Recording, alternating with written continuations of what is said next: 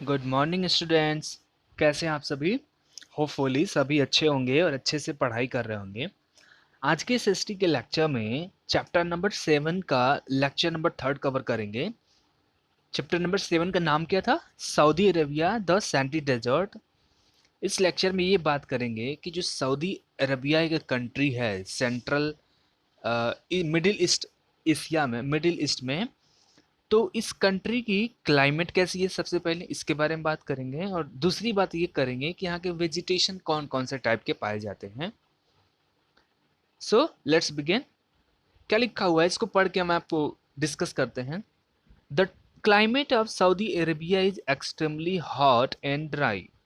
जो क्लाइमेट है Saudi Arabia का, वो क्या है? एक्सट्रीमली हॉट है एंड ड्राई है। हॉट इसलिए क्योंकि मैंने आपको बताया था कि जो सऊदी अरबिया कंट्री है ना, इसका 95% जो एरिया है वो क्या है? डेजर्ट है। डेजर्ट मीन्स वहाँ केवल बालू ही बालू पाए जाते हैं। तो जब सनलाइट इस डेजर्ट के ऊपर में पड़ती है तो ये जो सैंड है ये क्या हो जाता है? हीट हो जाता है। ये सनलाइट को एब्जॉर्ब करके हीट हो जाता है। हीट होने के कारण ये आसपास के एरिया को भी क्या कर देते हैं? जो सिटीज हो गए या इनके जो अर्बन या सेमी अर्बन एरिया हो गए उनको क्या कर देते हैं? हीट कर देते हैं। तो इसलिए ये सालों भर चलता है। इसलिए बोलते हैं कि यहाँ का जो क्लाइमेट है, सबसे पहली बात क्या है? एक तरीके से एक्सट्रीमली हॉट है।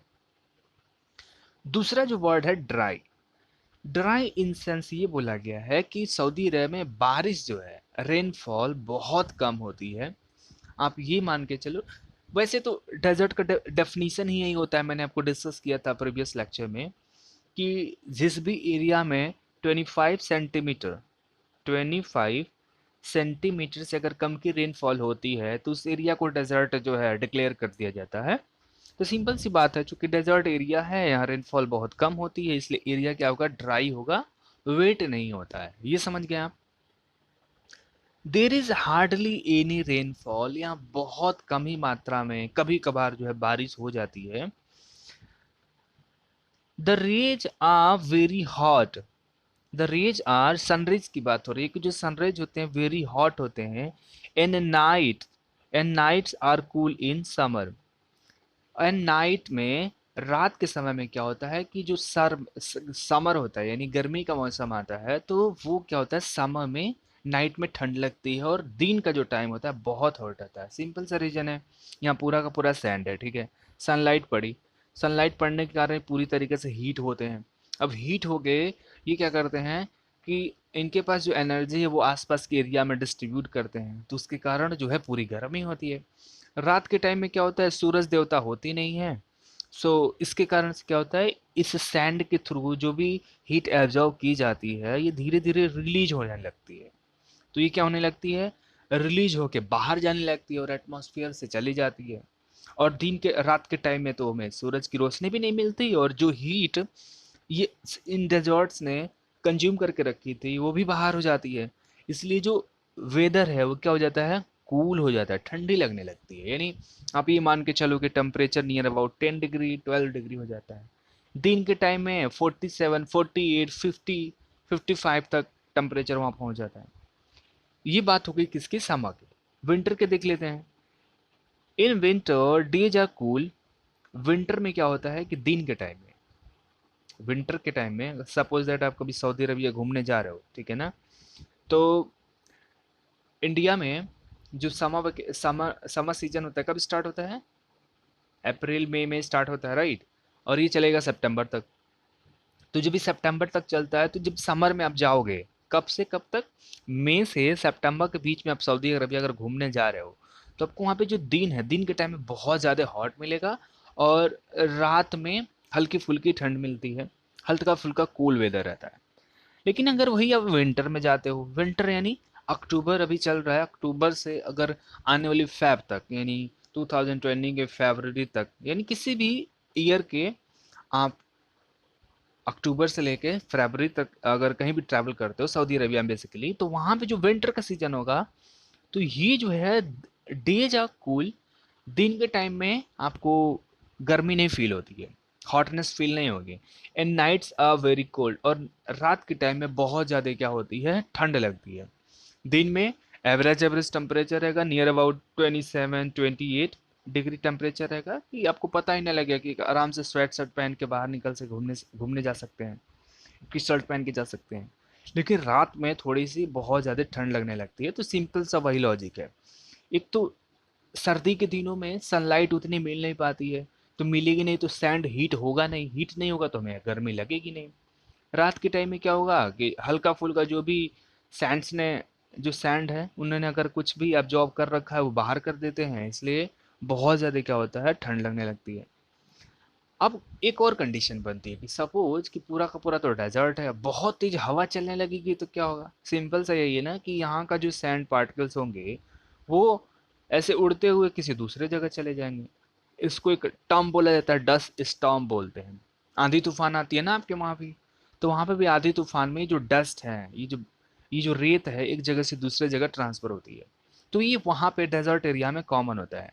तो वही है नेक्स्ट लाइन में कि Dust storms are common feature. Dust storm are common feature of the desert. यानी डस्ट स्टॉर्म यानी ये जो रेत वाली तूफान है, रेतीली तूफान है, वो डेजर्ट एरिया में बहुत ही कॉमन है।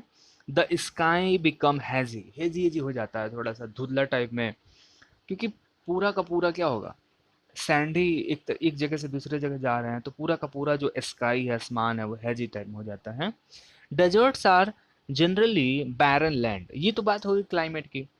अब देखिए डेजर्ट में मैंने आपको बताया था कि कहाँ पे वेजिटेशन पाएगा। कोई भी प्लांट को ग्रो करने के लिए सबसे पहली जो नेसेसरी कंडीशन है वो होती है rainfall.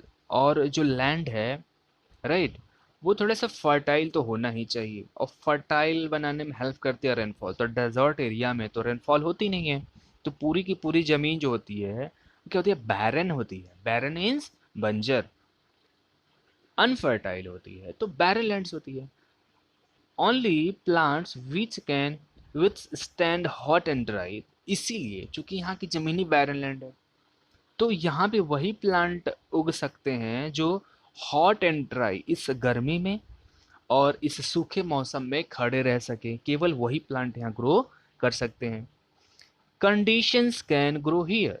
Most desert most deserts have long roots.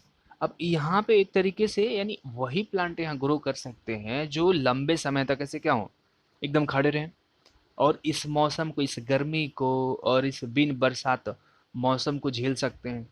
तो जो झेलेंगे वही यहाँ पे ग्रो कर सकते हैं। और जो प्लांट्स यहाँ ग्रो कर भी पाते हैं उनकी जो रूट्स होती है ना, आपने साइंस में पढ़ा होगा, टू टू टाइप्स की रूट होती है, फाइब्रस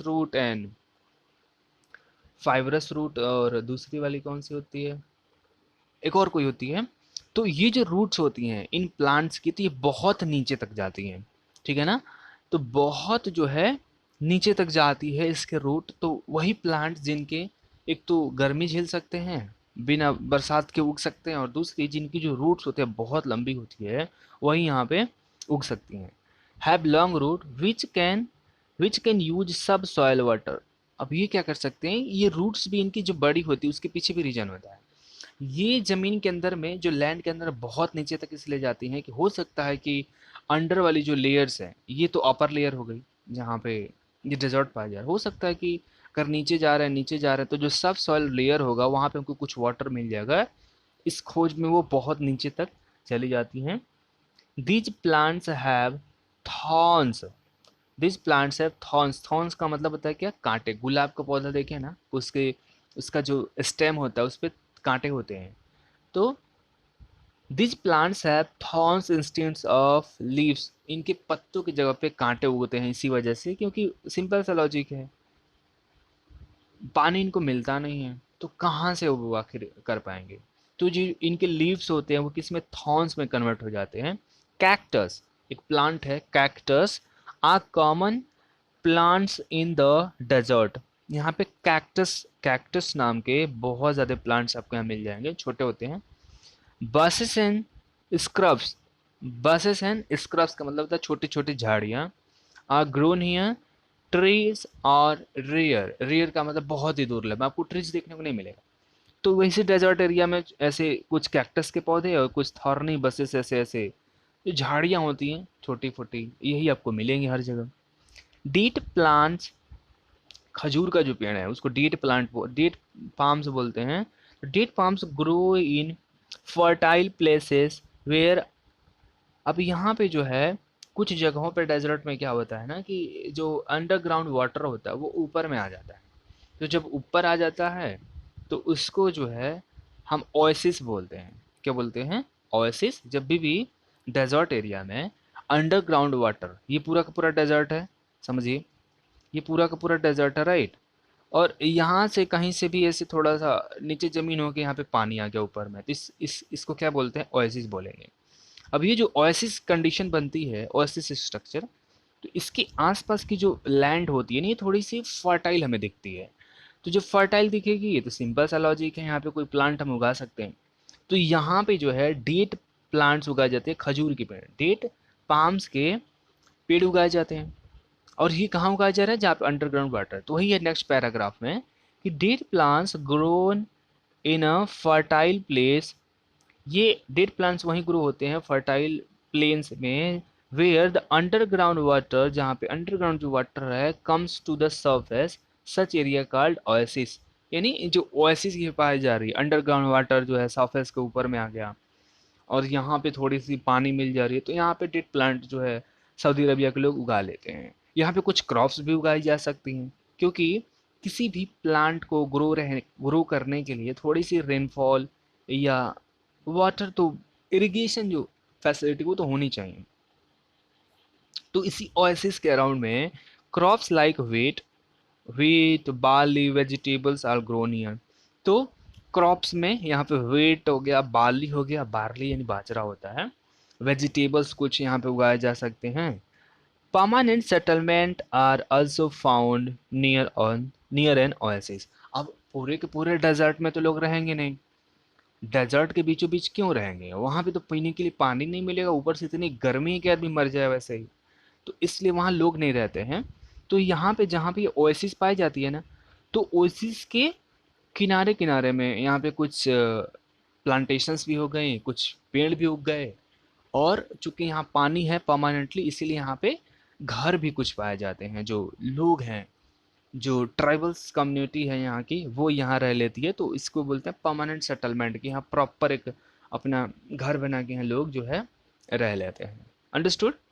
तो बस यही दो टॉपिक्स थे आज के वीडियो के लिए, जिसमें हमने ये बात किया कि सऊदी अरबिया का क्लाइमेट कैसा है और दूसरा यहाँ की वेजिटेशन। तो क्लाइमेट में हमने ये देखा, क्या देखा हमने? कंक्लूजन ये रहा कि क्लाइमेट जो है सऊदी अरबिया की हॉट एंड ड्राई होती है, और दूसरा वेजिटेशन में हमने देखा कि वेजिटेशन चूंकि रेनफॉल बहुत कम होती है, so only scrubs then thorny bushes are found here.